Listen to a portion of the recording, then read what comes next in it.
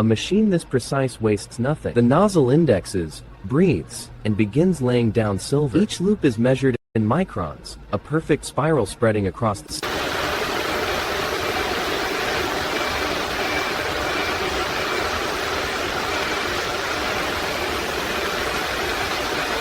Paste is spreading evenly? Yeah, smooth layer.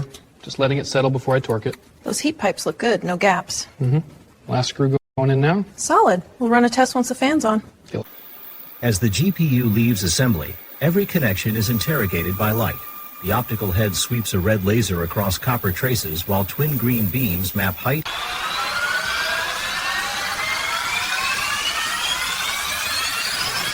I see.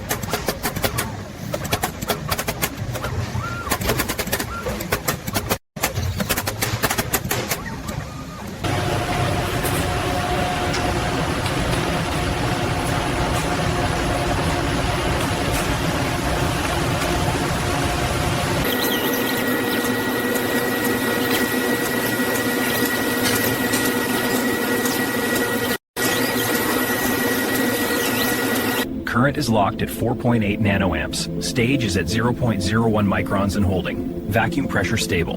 Aligning to the grid. 38 nanometer pitch confirmed. Exposing.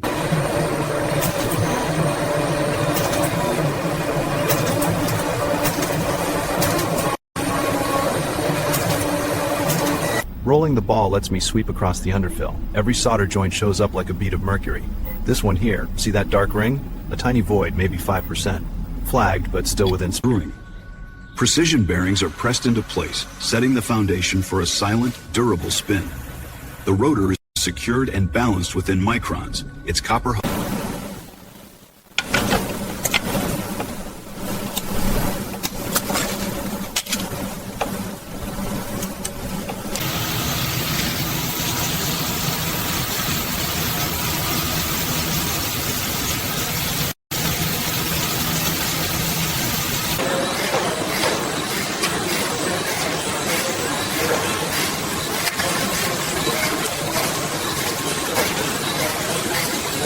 Guided by machine vision, the vacuum tool lowers a silicon GPU die no larger than a fingernail. Its polished surface carries billions of pathways etched in copper.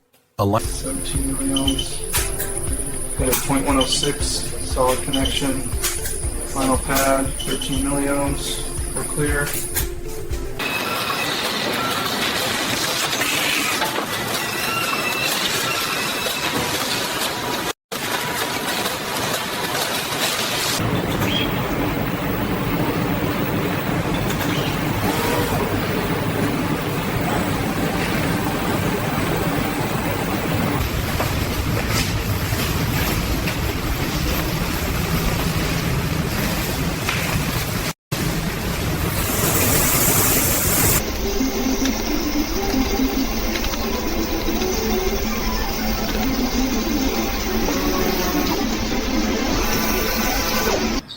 In this chamber, argon plasma is drawn across the wafer's surface, carving nanometer-wide pathways that will soon carry billions of electrical signals.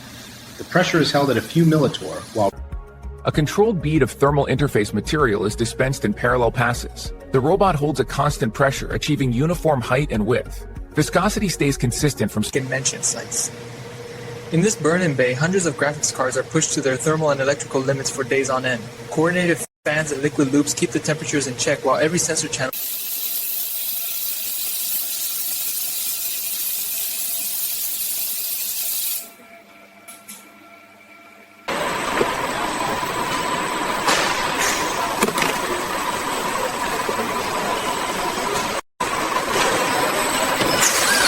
Welcome to one of Japan's most secretive and advanced manufacturing facilities, hidden deep in Tokyo's tech district.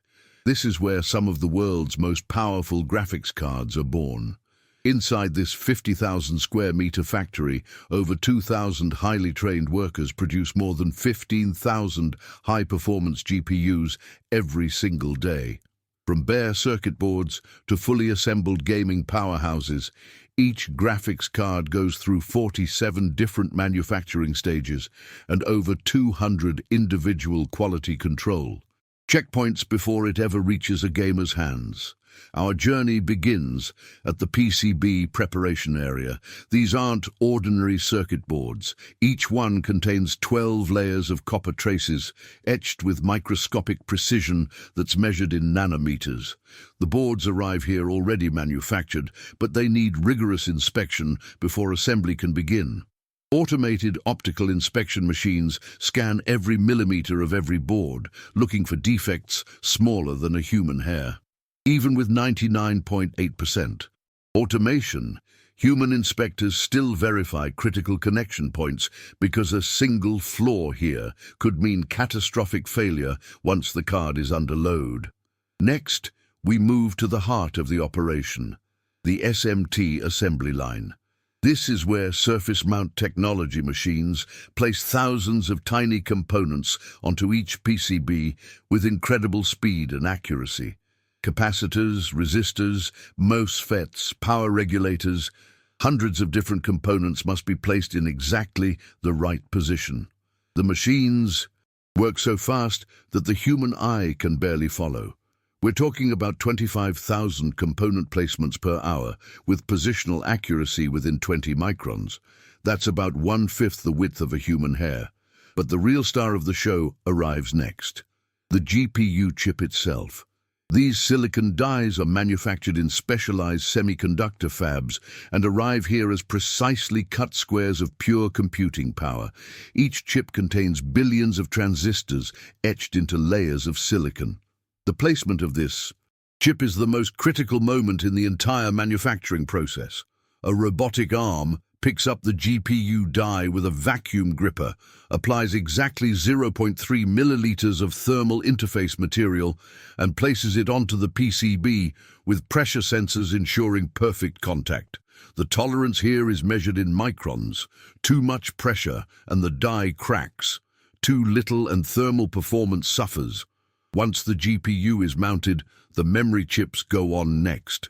Depending on the model, anywhere from 8 to 24 GDDR6 or GDDR6X memory chips are placed around the GPU. These chips provide the high bandwidth memory that modern games demand. Each chip is tested individually before placement, and the entire memory subsystem is tested again after soldering. The factory maintains a zero-defect policy on memory installation because memory errors are among the most common GPU failures in the field. Now comes the soldering process. The entire PCB, loaded with all its components, travels through a reflow oven. This isn't your ordinary oven. It's a precisely controlled environment where temperature ramps up gradually, melts the solder paste at exactly 220 degrees Celsius, and then cools down in a controlled manner to create perfect solder joints. The entire process takes exactly 8 minutes and 30 seconds, and the temperature curve must be perfect or the joints will be weak. After soldering, every single card goes through automated optical inspection again. High-resolution cameras capture images of every solder joint, every component, every trace. Artificial intelligence algorithms compare these images against perfect reference samples, flagging any anomalies for human review. Cards that pass this inspection move forward. Those that don't are pulled for rework or scrapping. Next up is the cooling solution assembly. This is where engineering meets artistry. The massive heat sinks you see on modern graphics cards aren't just bolted on randomly. Each one is custom designed for the specific GPU model, with heat pipes precisely positioned to draw heat away from critical components. Workers install the heat sink with calibrated torque screwdrivers, applying exactly 1.2 Newton meters of force to each screw. Too tight, and you can warp the PCB. too loose and thermal contact suffers. The thermal paste application is also carefully controlled, exactly 0.8 grams spread in a specific pattern that's been optimized through thousands of thermal simulations. The final assembly stage involves installing the shroud, RGB lighting, backplate, and power connectors. This is one of the few remaining manual assembly stages because the complexity of routing cables and connecting RGB headers still requires human dexterity. Each worker at this station has been trained for at least 3 months and can assemble a complete card in under 4 minutes. But we're not done yet. Every graphics card now enters the most grueling part of the process, stress testing. Each card is installed in a test rig and run through a 90-minute burn-in test that pushes it to 100% load.